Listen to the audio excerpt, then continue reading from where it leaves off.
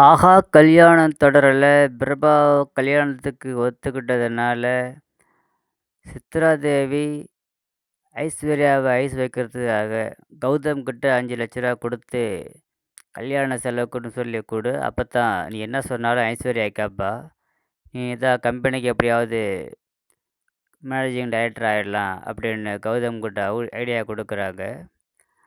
பணத்தை வாங்கி வச்சுக்கிற கௌதம் ஐஸ்வர்யா கிட்ட இதுமாரி கல்யாண செலவுக்குன்னு சொல்லி பிரபாவுக்கு கல்யாணம் பண்ணுற மாதிரி இருந்தால் செலவுக்கு தேவைப்படும் சொல்லி 2 லட்ச ரூபா வச்சுக்க சொல்லி கொடுக்குறாரு. அதை 3 லட்ச ரூபாய் ஆட்டியே போட்டுடுறாரு. ராஜலட்சுமி மகா கிட்ட பேசும்போது கல்யாண செலவை பற்றிலாம் கவலைப்பட வேணாம், நான் என்ன வேணால் பண்ண சொல்லுங்கள் பார்த்துக்கலான்றாங்க.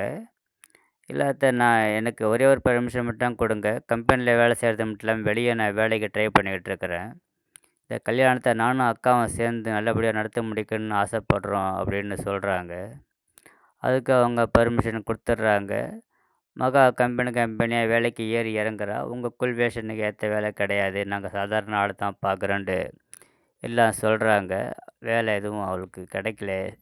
மற்றொரு புறம் மகாவை சமாதானப்படுத்த முயற்சியில் சூர்யா தீவிரமாக